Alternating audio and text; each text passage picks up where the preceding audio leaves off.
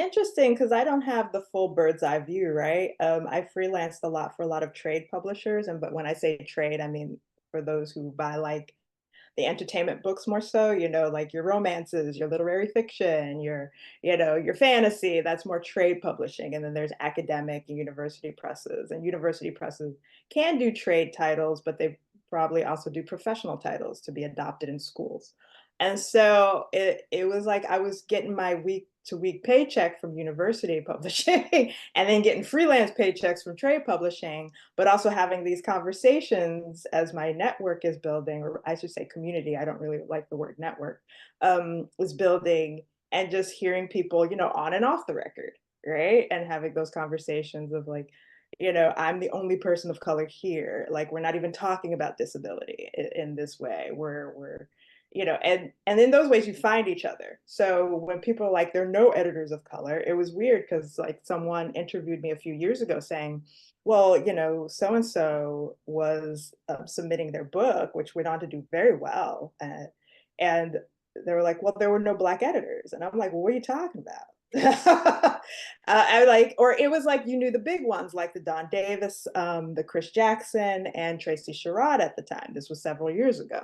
And so I'm like, if those are only Black editors, then you aren't doing enough research, like royal we, right? Like you're not doing enough research if we're just sitting there thinking like the three big name Black, you're erasing all the other editors that exist. So that's kind of one of the things is like there are people who are just well known because of their longevity and their success records. And then there are others who are still building their lists who you don't know.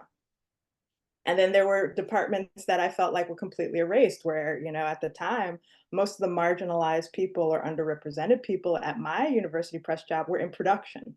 Mm. That's where the queer people, that's where the people of color, that's where most of us were, was in the production department And or in finance, what does you production know? do in that sense? Just so for clarity. Yeah, production are the people who get the book made.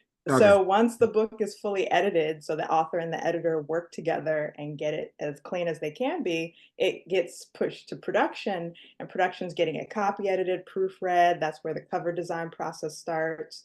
The production people are working on manufacturing, which is working with the printer to like schedule a date for this book to be printed and then get into the warehouse. They're archiving the files once they're final. They're making sure the updates and typos happens if there are typos after printing. They make sure your book gets to the warehouse and then is shipped. gotcha. That's production. They're crucial. And so in a lot of not visible of publicity and marketing and stuff, that's where a lot of people of color were. They were in finance. They were in office supply, I mean, they're in IT, they're in these areas that aren't visible. And so Bev and I would talk about that in the initial days of like, actually, we are here, but y'all don't see us because our jobs don't require us to be at conferences, and they don't put us on panels, and they don't talk about our roles. And so in that way, it's like, oh, there are less people that maybe, but there's so many people not being spoken about or looked at that people realize. So there's that fluctuation, right? Of like, is there enough people of color? Are there enough disabled people, non-binary people, queer?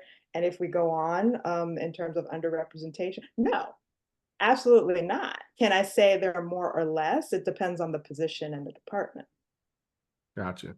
And do you Mhm. think that more books have been published now with representation, or do you still feel like there's a lot of room to grow in that space?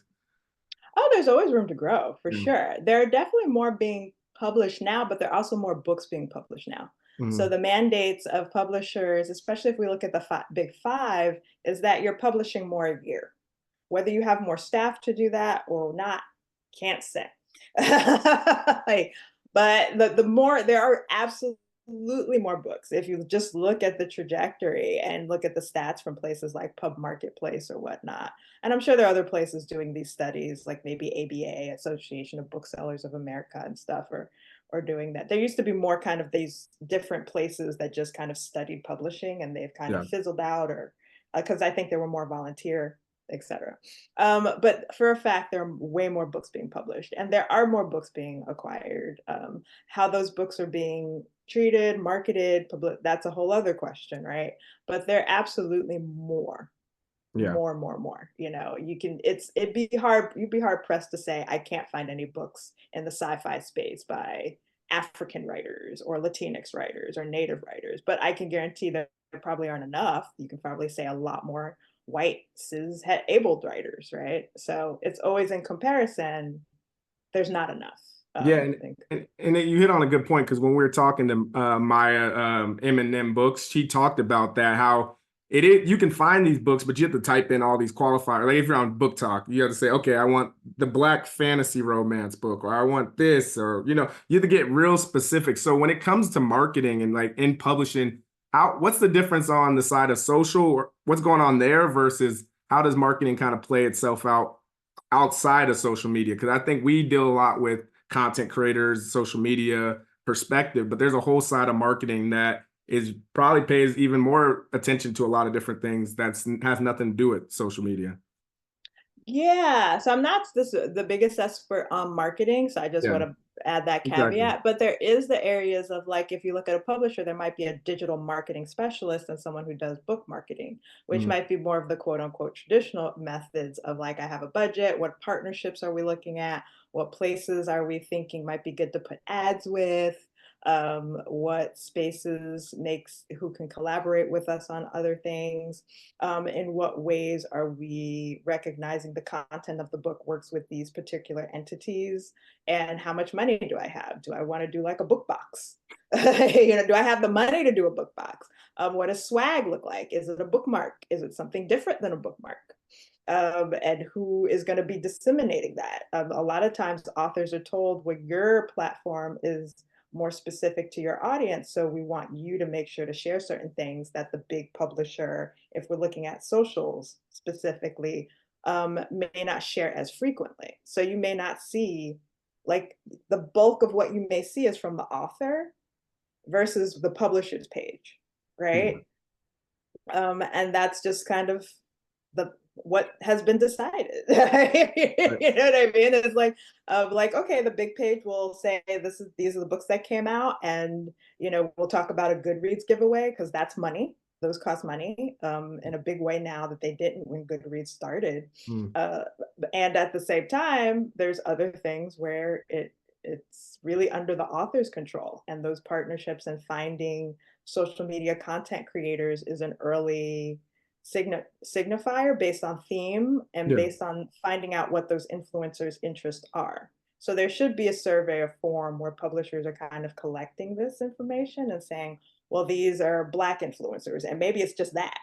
Like maybe it's just, but these are romance influencers, or these are Black. Like it depends on the level of detail that a publisher may have, and then updating those lists, and not there's just aren't always updated, not for lack of want, but for just workflow.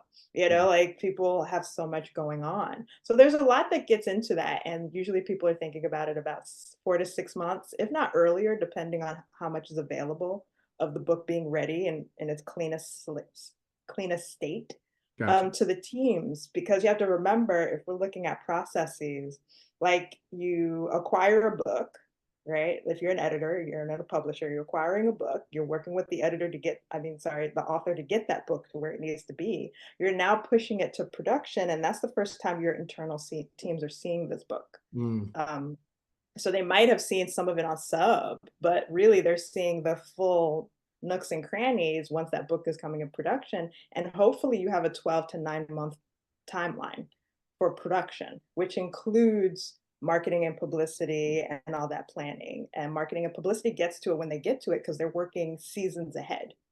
gotcha. And by seasons, I mean you pub in a season. So Mhm. usually a season might be 2 or 3. So it might be spring, summer, fall. It might be just spring and fall. And that's how everyone kind of like everyone's working a year or so ahead of time. And so sometimes, the author may not hear about them and they're going through what their processes are. Like, is this book a lead title? Is this book a really hot title for like school and libraries? Is this a title that we're like, okay, we hope it does well, but we don't have as much of a budget for that. And they will never tell the author the budget, ever, ever, ever, ever. They'll just say, no, you can have that, or yes, we can have that, but they will never to give you an approximate number of what the budget is. So those are things like authors kind of don't know, Mhm. but definitely I would say ask as many questions as possible because you're not overstepping because you don't know. You don't Yeah, know what their exactly. processes are. You don't know what they're doing. You don't know. And it's not being like, oh, I don't trust you. It's I just want to know because I want to know what I have to supplement as an author. If you enjoyed that clip, make sure you head over to www.bookumapp.com to download our app so you can connect with your favorite bookish content creators, start conversations, and start your own book club.